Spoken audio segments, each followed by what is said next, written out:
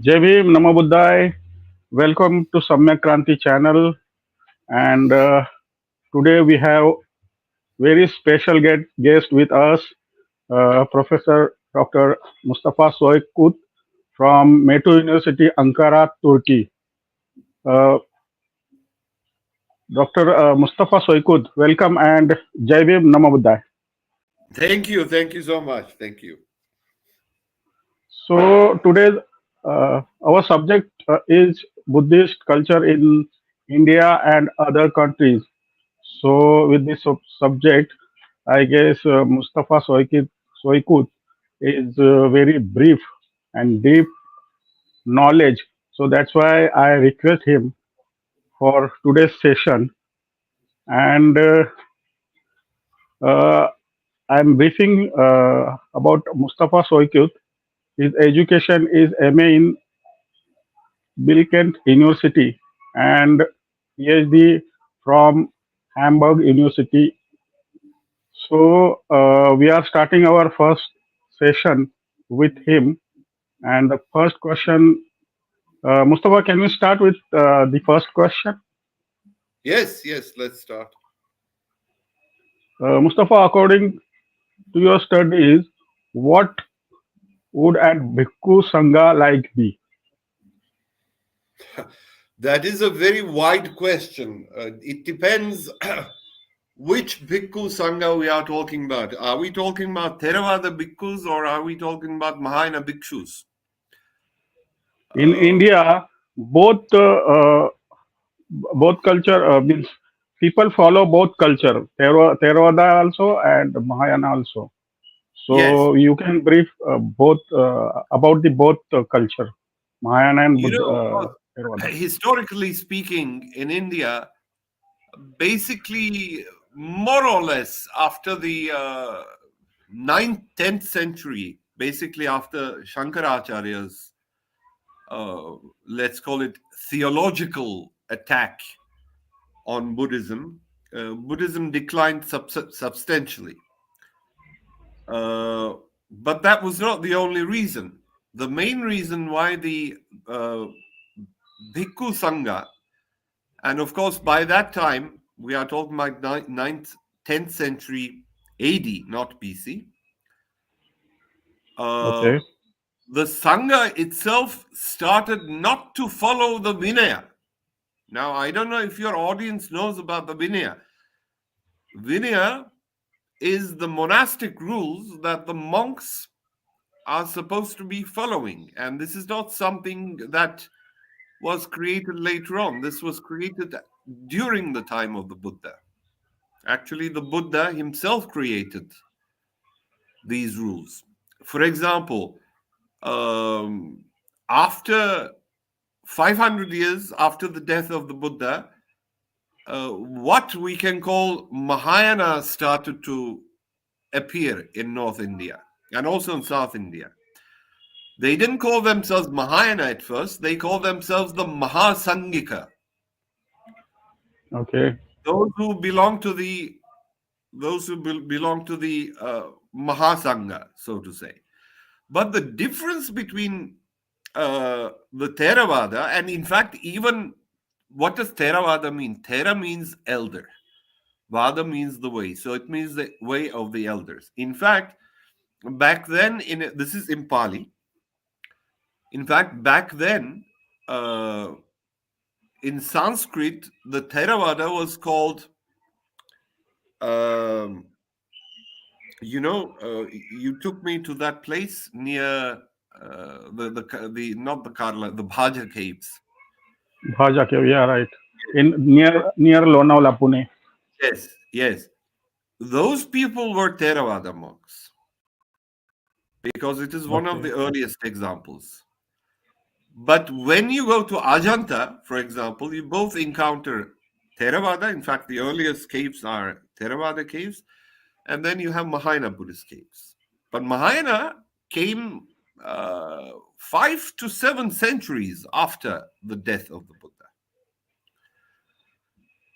And the main contention was what kind of rules should the monks follow? okay, Uh, For example, simple example, almost all Mahayana monks are vegetarian. They don't eat meat. They are not supposed to eat meat. Uh, they grow sometimes their own vegetables and food in their own monasteries. In fact, Tibetan monks, before the Chinese invasion of Tibet, used to be landowners. They used to uh, uh, possess huge amount of land, and they also used to collect taxes from the people, from the peasants. You see, It's like At government. Theravada- in Theravada, this is not allowed. Theravada monks are not vegetarian. The Vinaya, which was set out clearly by the Buddha himself, says a monk should be. What does bhikkhu means? Bhikkhu means bhikhari, beggar. So you should be begging your food daily. So much so that if you beg your daily food, you cannot keep food for the next day. Next morning, you should be begging again. So it's not that you can put in the fridge and then I will eat it tomorrow. Every day, you Okay. have to beg your food fresh. Mahayana monks don't do that. Mahayana monks are cooking in the monastery itself. They are cooking themselves and they are eating themselves. And sometimes they're also growing their own food if the monastery has enough land and they are cultivating the land and all that. This is completely contrary to the original Vinaya, the monastic rules. Now, Vinaya is extremely important because as lay people, we have to know the suttas. The suttas are the speech, that's the Buddha Vacha, that is the voice of the Buddha. That is the questions and answers and the lectures that he gave. Vinaya does not concern the lay people. Unless you are a bhikkhu, you don't have to follow Vinaya. And there are approximately 300 plus rules that a normal bhikkhu, Theravada bhikkhu, should be following. And one of the reasons for the decline of Buddhism in India was actually the bhikkhus stopped following the Vinaya. Like what? For example, you have seen those places, Bhaja, Karla, Ajanta, and many other places. A bhikkhu, if you are Theravada bhikkhu, you should be able to go out and beg your food with your begging bowl every day. But if the monastery, the vihara, is not near a city, who's going to give you food? There is no people around. Maybe Yeah, there's a small village around, and that village maybe has 50 people, 100 people. You cannot expect these 100 people to give you food every day correct. because they don't have enough food for you. That's why, historically speaking, all the viharas historically have been near the big cities. You understand? Near the Yeah, big city. Because the big city has many people. So it should be close enough for a bhikkhu should can walk to the city every day and collect the alms food. But when you are building monasteries very far away from the city, and some of the Mahayana monasteries especially are very far from the city, who's going to come and give you a food donation? You yeah, have to grow your own food. yeah. In fact, after the Gupta dynasty, we are talking about more or less uh, 6th, 7th, 8th century AD, the cities in India declined because the city needs maintenance. When there is no maintenance, when there is no commercial economy, cities decline and people become peasants. Buddhism, to a great extent, declined because of this. See, the decline of Buddhism in India has many, many reasons. One is not following the Vinaya. The other is the decline of the cities. Then, of course, there have been theological debates and the patronage system when a king favors Brahmanism as opposed to Buddhism, that uh, also affected it. But Indians, you Indians are faulty in this one because you don't know your own history. The Indian history Yes. has been written by the colonialists. Who are the colonialists? It's the British. British. What did the British say? They divided Indian history into three parts: Okay. ancient history, which is all the way from the Vedic times until the Middle Ages, and of course they considered it to be Hindu history of India. The Middle Ages was Muslim history of India, and then the British came in 1700, and it was the colonial period. Now, where's the Right. Buddhist period in this one? The British completely skipped the Buddhist period. They called all of ancient Indian history Hindu history. Mhm. And they said the collapse of Buddhism is due to the attacks of the Muslims who came from the outside. They destroyed Nalanda and Buddhism finished. No, it's not like that. When the Muslims attacked Nalanda, Nalanda was not even a monastery, it was a military garrison. So, of Okay. course, when an army sees another army, it thinks it's a castle, and of course, you attack it. So, it's not that the Muslims made any distinction between this religion or that religion. They were fighting against an army. This wasn't a fight of one religion against another. These are dynastic wars. One dynasty is against another dynasty. So there are many reasons for that. So how should a bhikkhu be? How should the bhikkhu sangha be? It depends on what kind of sangha you are talking about. A Chinese sangha is completely different. A Korean sangha is different. A Vietnamese sangha is different. Mongolia is Buddhist. Mongolia is Tibetan Buddhist. They follow the Tibetan Vinaya. Tibet is Buddhist. Nepal is Buddhist and Hindu mixed, let's say 50-50. Uh, of course, the Theravada countries are classic Thailand, Burma, uh, Sri Lanka. Laos is slowly recuperating Buddhism, and also Cambodia, because, at the time of the Khmer Rouge, the communist regime, Buddhism was all religion was completely banned. But the main Okay. three countries in the world which have always kept the Theravada tradition were Sri Lanka, Burma, and Thailand. And in fact, in Thailand, the king of Thailand,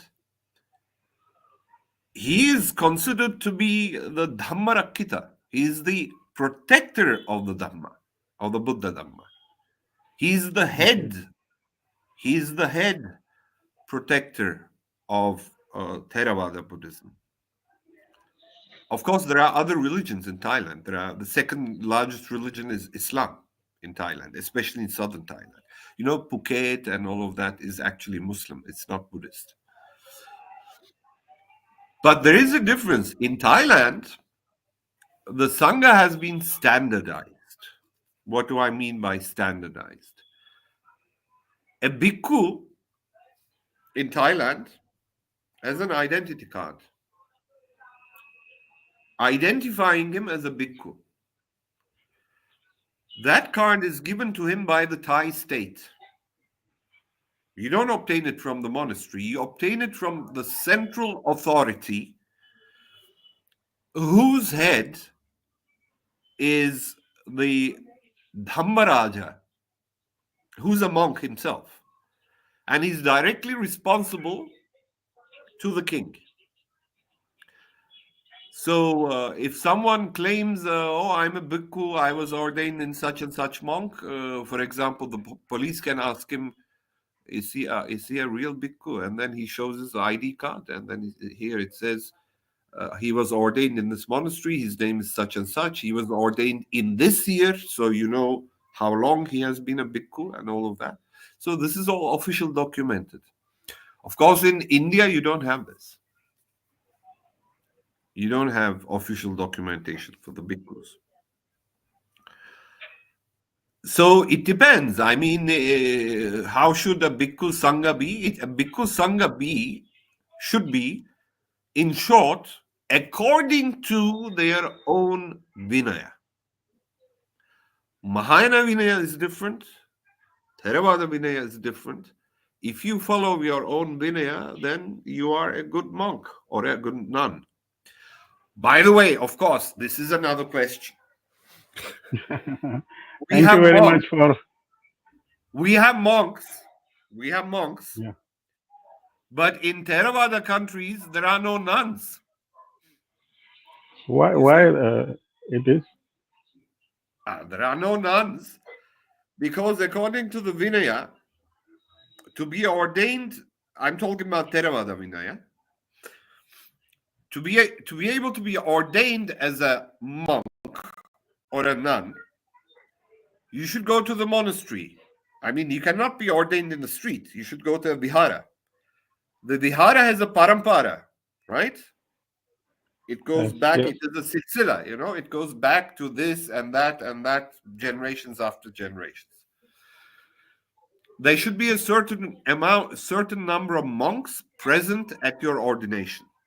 You should be chanting the correct suttas, and you should not make mistake when you are chanting the correct suttas. Okay? There should be witnesses that you have been ordained as a monk. Now, when a woman wants to be ordained, according to Theravada, he has to be ordained by the male bhikkhu as well as by the female bhikkhuni. But in Sri Lanka, in Thailand, and in Burma, the bhikkhuni, there weren't any more bhikkhunis after many years. Maybe for 1,000 years, bhikkhunis haven't been ordained as monastics. So the technical problem is that bhikkhus are there to ordain you, but where is the bhikkhunis? Now, there are some traditions in the West. For example, in Australia, there is a tradition of Ajam Brahm. I think it's called the Society of Western Australia, Buddhist Society of Western Australia. They have started ordaining women as bhikkhunis. Even Okay. if there weren't any bhikkhunis around to be present at their ordination. You understand? Because bhikkhunis had finished. There's no more bhikkhuni in the world. Now they have ordained them, but the Thai tradition said, no, no, no, you cannot do this because this is against the tradition. This is against the Vinaya. But then their argument is, when the Buddha's aunt, who wanted to be ordained as a bhikkhuni, the Buddha hesitated very much. And then Ananda came to him 3 times, please ordain her, ordain her. She has been like a mother to you. The aunt is the mother's sister. And in fact, his mother died when he was very young. So actually, his aunt was acting like a mother to him when he was very young. Okay. So in the end, he accepted. And then he didn't even give diksha to his aunt directly. He asked some other bhikkhus, senior bhikkhus, to do the ordination. Okay. So they are arguing the new tradition, new Theravada tradition. At the time of the Buddha, when the first bhikkhuni was ordained, there wasn't any bhikkhuni to be present in the ceremony. So if he could do it, why can't we do it? So you see, this is the progressive Theravada against the conservative Theravada. There are many, Okay. many differences. Mhm. Just now you said that Mughal attack on Nalanda, that time there It was wasn't a, Mughal attack. It's military. before the Mughals. It's before the Mughals. Mughals arrive in 1526. This is before the Mughals. Okay, so there was military, but according to Indian history, there was Buddha Bhikkhu in their traditional dress, and Yeah, this there Mughal were or bhikkhus someone. inside. There were bhikkhus inside Nalanda, but they were acting as landlords. They were collecting money from the peasants and all that, which itself is against the Vinaya. So when you are not following the Vinaya, your karma catches up with you. You see, Mhm. and they have been doing it for thousands and thousands of years after the advent of Mahayana. You see, many of these monasteries, for example, in China, there's a famous monastery of Dunhuang in the Gansu province, which became so rich from trade merchants and all of that because they were using that place as a hotel, as a caravanserai. This is Okay, not Buddhism. This is not authentic Buddhism. The Buddha is very clear on this. He said a bhikkhu cannot touch gold and silver. Gold and silver means right, money. right, So when you are involved in this business, you are corrupting the Dhamma. You correct, see, correct. So the next question is currently in India, some social organization creating false Buddha Bhikkhu, and they are creating dissatisfaction in the society. So how to identify or recognize this bhikkhu? you cannot identify. The answer is simple. Because for you to be able to identify, you should know the first. You should know the Sutta Pitaka, the Digha Nikaya, the Majjhima Nikaya, Anguttara Nikaya, Samyutta Nikaya, and Kuddaka Nikaya. You should know.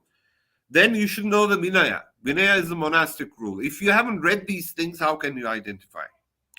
In Thailand, people also don't read these things, but in Thailand, there is an ID card. An Okay, ID card. If you're a bhikkhu, somebody doubts you, you show your ID card, and that ID card is given by the Thai state, by the Dhammaraja. Dhammaraja is a bhikkhu, okay? He's called Dhammaraja because he's the chief of the Sangha, Bhikkhu Sangha. But in India, there's no such a thing. And for example, we were talking about this before a few days ago. I was in Kathmandu 5 weeks ago, 1.5 months it's been, and there is this very big festival there which goes on for 1 week, which is called the Indra Jatra. It is a festival dedicated to Indra. The Vedic god Indra. He was actually called the Devaraja. Indra is the chief of the Devas in the Vedic times. Now, not. Now, nobody worships Indra in India. Uh, they worship, Shiva, Vishnu. Even Brahma, nobody worships, apart from I think Pushkar. there is only one temple in Rajasthan Yeah, of in Indra. Pushkar. In Pushkar, very Pushkar, small Pushkar, temple. correct. Very small Yeah, yeah. temple, but insignificant. The biggest temple dedicated to Brahma is actually in Indonesia, in a Muslim country, in Java.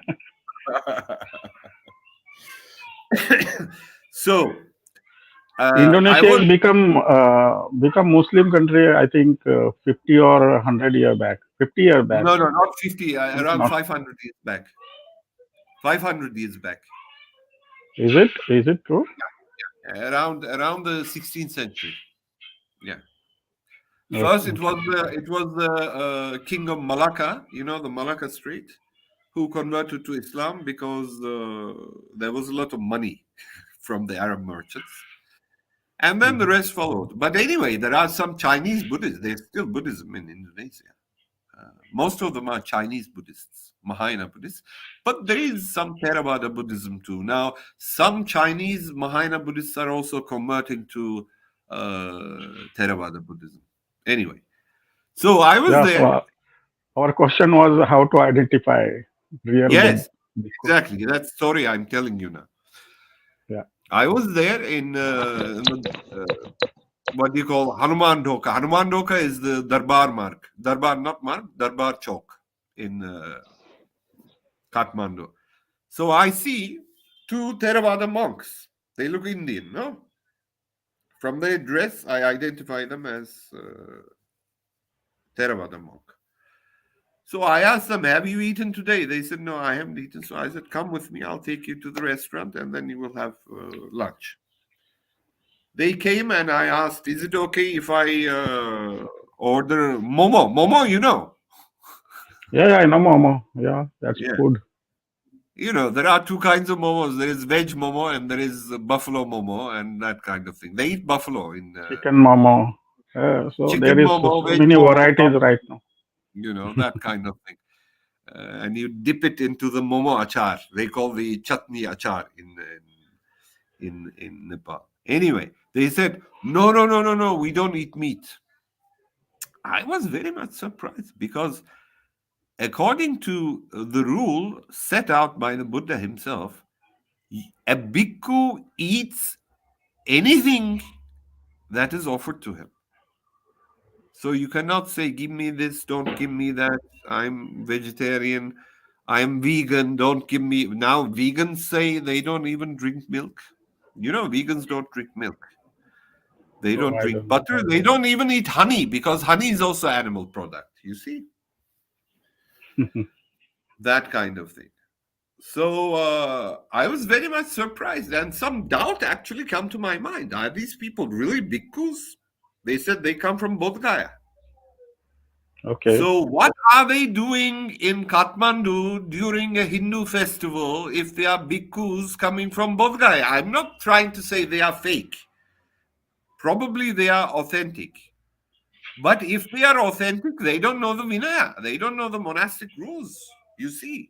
Some bhikkhus attend Ram Mandir, Ram Mandir Now program, that I have inauguration heard from program. that I had not followed that news of Ram Mandir. I know the Ram Mandir old times, but the new latest happenings I don't know. So what happened? They opened the mandir.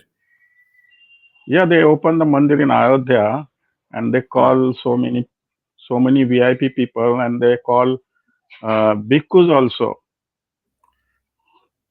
to okay, I mean for their ceremony. there is no problem in a bhikkhu going to a mandir, Ram Mandir or another mandir. It doesn't matter. Okay.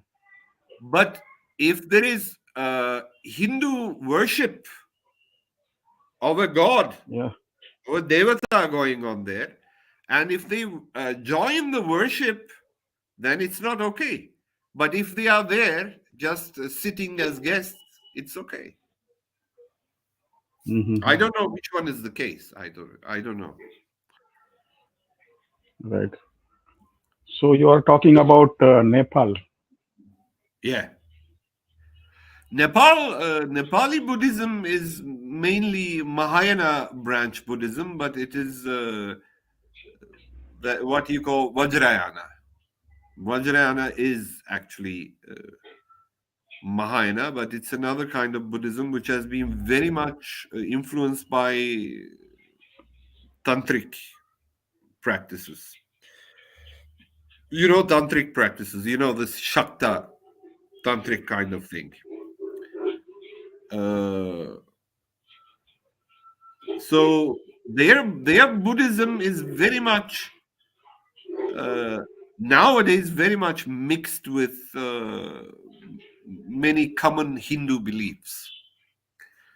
For example, if a Nepali Buddhist goes to a vihara, he would, together with, for example, a Buddhist, not the Buddha himself, but the Buddhist bodhisattva. And there are many, many bodhisattvas. For example, Tara, you know Tara? Tara is a bodhisattva. There Yeah. is Seto Yeah. Machendranath, Rato Machendranath, all of these deities. Uh, and there is also some kind of a priestly class in Nepali Buddhism, which is called Vajracharya. And this is like a caste, okay? And then there is another other caste of Nepali Buddhists, which is called the Sakya. This has nothing to do with the Buddha Sakya. It is another caste, which is supposed to be the monastic caste. For example, have you heard of the Kumari? The Kumari Kumari, worship? what is that?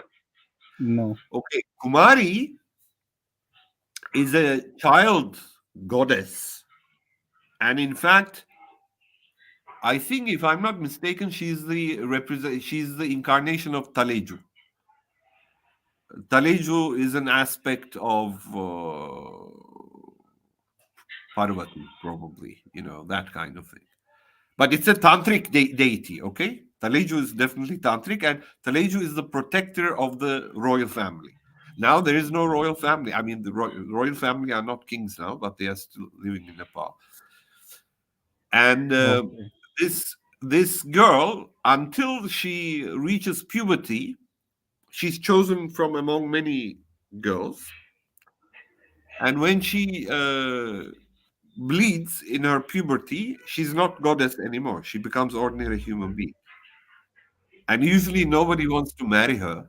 If you're an ex-Kumari, people don't want to marry them because the belief is that the husband is going to die if you marry an Mm. ex-Kumari. Okay? But Okay. Okay. Yeah. Yeah. I heard that. this Kumari is chosen from among the Buddhist Sakya clan. So she's chosen from Sakya or Vajracharya as well. So she's chosen from the two Buddhist castes in Nepal, and until her puberty, she's a Hindu goddess, which is Hinduism Buddhism mixed. Most of Buddhism in Nepal is like that. And of course, when you go to China and Japan, I mean, I was in Japan many years ago. It's been 12, 13 years. Zen monks, Zen Buddhism. Yeah. It's belong to Japan. Yeah, it originated in India. There was a guy whose name was Bodhidharma who came from India, probably from South India, who ended up in China. He founded the Zen school. The word Zen actually comes from the Pali word jhana.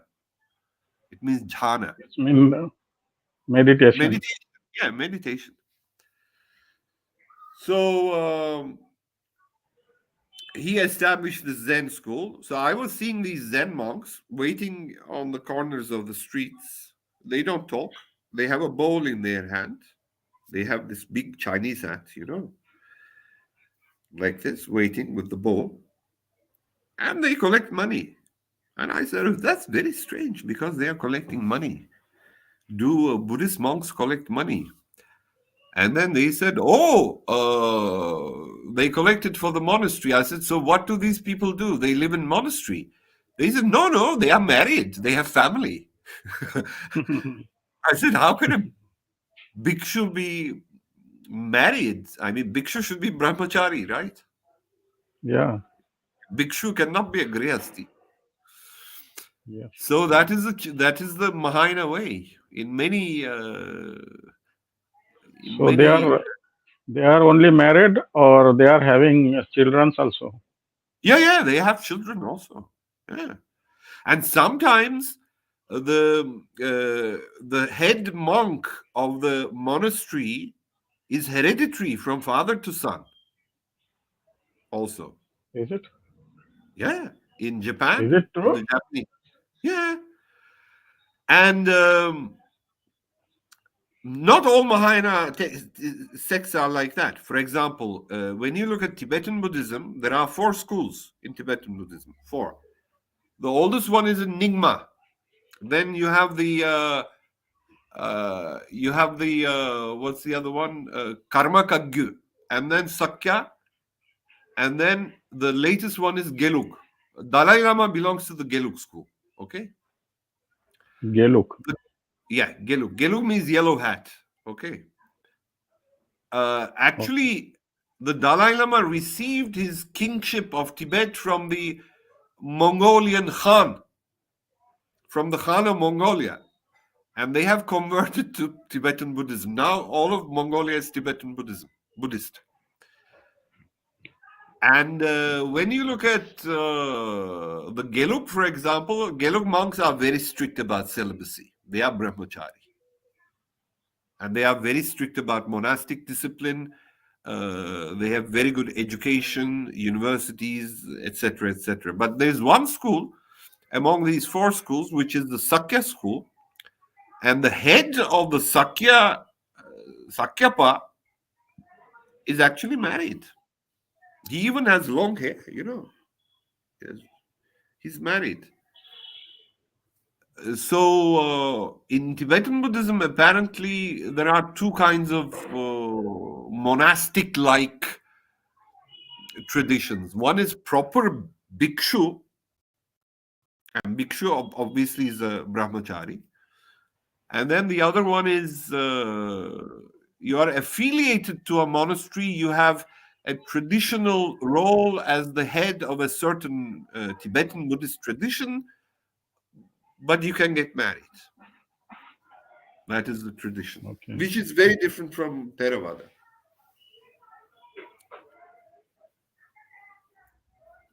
So you just said that bhikkhus collecting the money.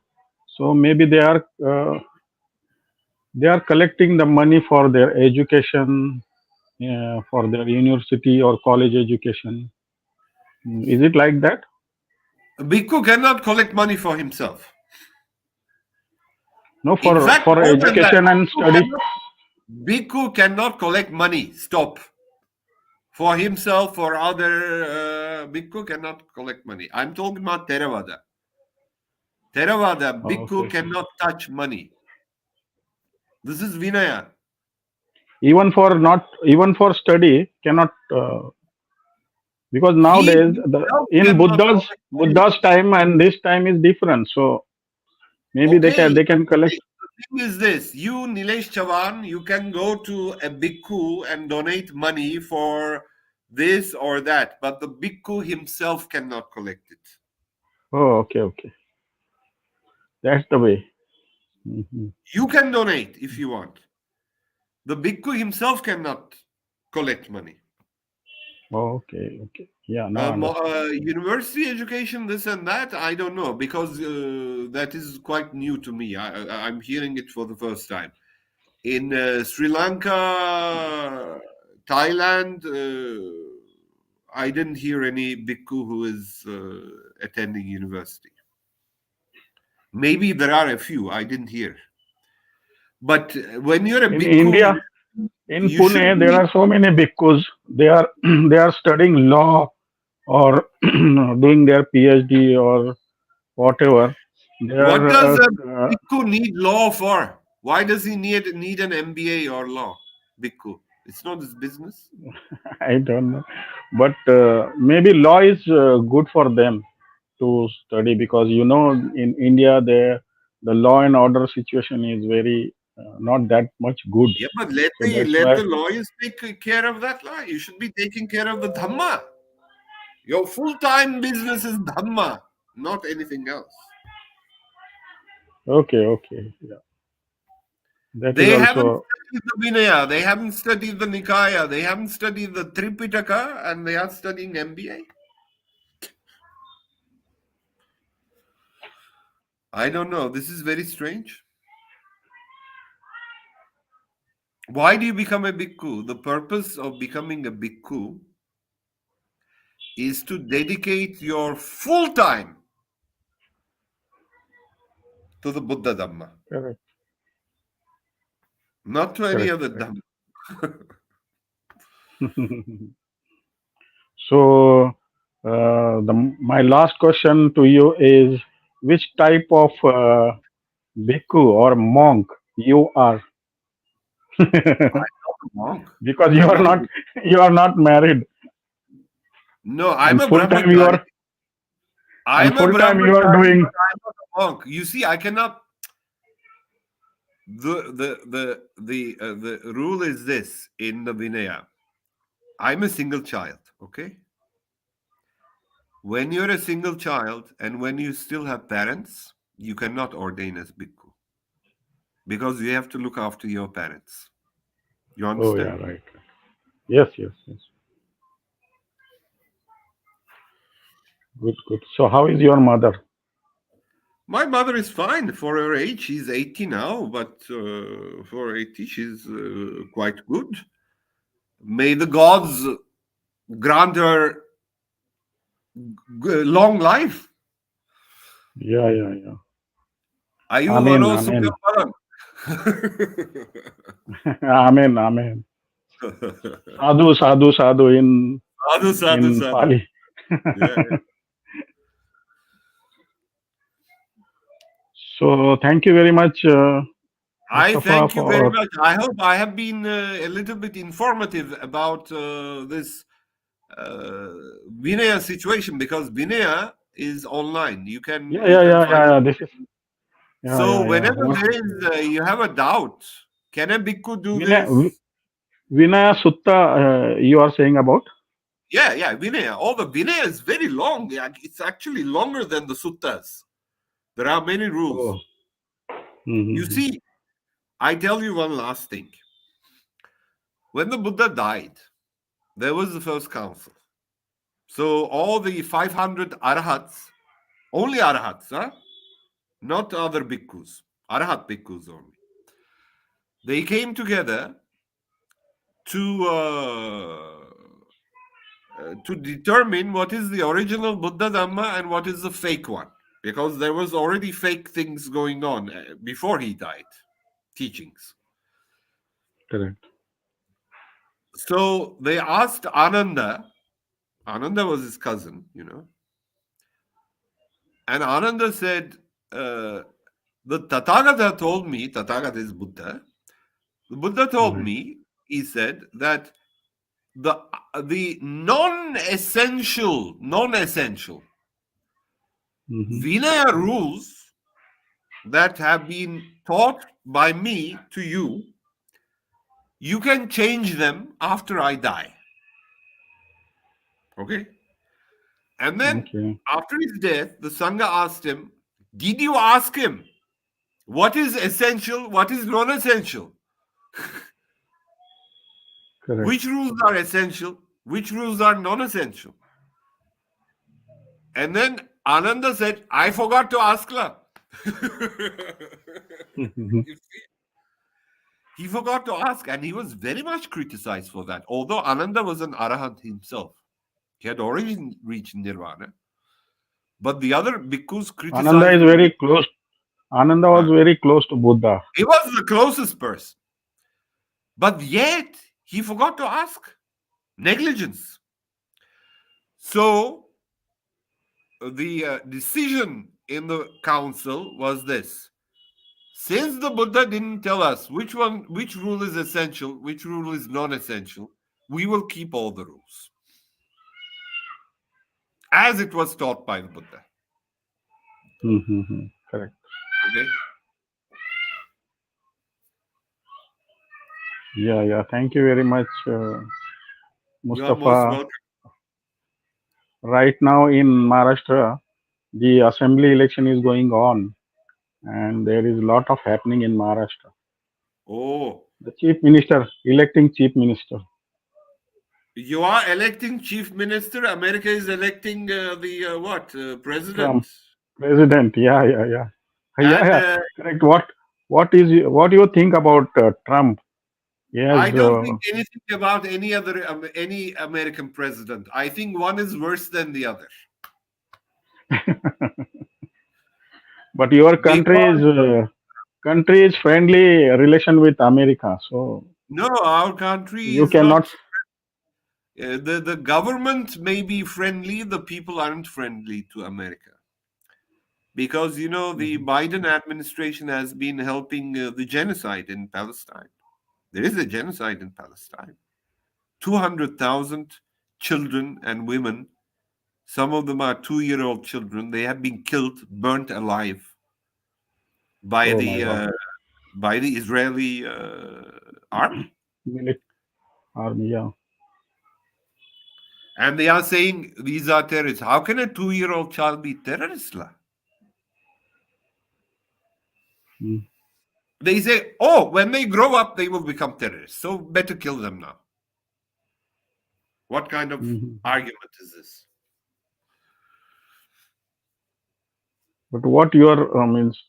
What your country stand about this? The country is, of course, the heart of the people is with the Palestinians, but the government is not doing anything. But also, the Arab countries are not doing anything. Jordan is not doing anything. Egypt is not doing anything. Only Iran is very strong about this thing. And Dr. Ambedkar's grandson, Mr. yes, yes, Prakash Ambedkar. Prakash Ambedkar protest uh, against this war. He protest to stop the war. You know yeah. But you told that. me no media coverage. Yeah, no media coverage. Government not listening him, but he is doing time Yeah, time to at least time. he's doing. No, in Turkey there are demonstrations with maybe 500,000 people in the streets. Not five people. Half a Mhm. million people. Five lakh people, 6 lakh, 7 lakh people go in the streets to protest. Yeah, Can you Prakash imagine? Ambedkar 5, 6 lakh people in the street protesting in Turkey. in Turkey. Yeah, Oh, but there is no media coverage or yeah, of course, media. because the media, they are prostitutes. Mhm. So Prakash Ambedkar is also stand with this Gaza and Palestine, but Good. no I response think from government. I think even the Jews in America, they are protesting against Israel. Yeah, yeah, So Israel doesn't represent the Jews. They don't. It doesn't represent the Jews. You know. right. I mean, So this is yeah, continue. the world. The world. If you are silent against the, for example, remember what happened in Bosnia in 1992. There was a genocide of the Bosnian Muslims by the Serbs. Nobody said anything. You remember Rwanda? The genocide between Hutus and Tutsis, the Hutus killing the Tutsis in Rwanda again. The whole world watched it live on television. But then they said, these are black people, the kale kale log, to aap kya kare? You know, that kind of, Mhm. they're African, who Okay. cares? You know, the world unfortunately is like that. But if it happens to your house, then you think about it. Right. So in India, in Maharashtra, there are the election things are going on. So I appeal all Maharashtrian people to support Mr. Prakash Ambedkar uh, and vote for him. This is appeal from our channel or my side because he is doing very well for SC, ST people and OBC people. Yeah. So thank you, Mr. Dr. Mustafa Soykut. So Thank you very we much will, for giving me the opportunity to talk. and And I request you to have one more session in next month after election. okay, which are your election? Ah, okay. Yeah, this Maharashtra Assembly Because for election. us, the important one was American election. But nothing will change. Nothing will change. It's same. Yeah, because the political scenarios change every country Uh, I nowadays. think the world is different. The world is different from 10 years ago. It's very different from 20 years ago. And I think the internet is playing a lot of role because before 20 years, you only received your information from the mainstream media, television. And Mhm. television is always pro-government, you see. Right, right, But right. now you have YouTube, internet, all of those things. So you are casting your vote by ballot paper or EVM machine In Turkey, in your in Turkey? no, in Turkey it's manual. You stamp and then put it in the box. Okay, Not okay. electronic. Not electronic. In India, we have electronic machine, Electronic and you can people. make cheating. With So paper you cannot make cheating. correct. Yeah, yeah, yeah. Right. Even Right. 10 years ago or 15 years ago, we had imported this what do you call the color you put on the Ink, ink. ink, ink, so Yes. people don't vote twice. But electronics you can make all kinds of cheating. Yeah, yeah, yeah. Right. But our government is stick with electronic machine, and people But cannot this do is new, I anything. think. Before it was manual. No, Yeah, America is also doing electronic. How can you trust electronic here? You have to count. How do you count money? Like this. yeah. Thank you, Mustafa, for your Thank you, great Nilesh. speech Thank you and very much. Give your my great best knowledge. regards to your family. Your mother is health is good, I hope. Yes, yes, yes, yes. Good, good, She good. is good. No, she Yeah, shouldn't eat too much rice. Huh? If she's eating rice, then eat basmati, but not so much rice. Chapati is better. Roti, chapati is good. correct, correct. Don't Thank you for eat your too much suggestion. rice. It's not good for diabetes. Right, right, Okay, thank you. correct. Thank you so much. Thank you very much. See you soon. Thank you. Thank you. Thank you. Thank you.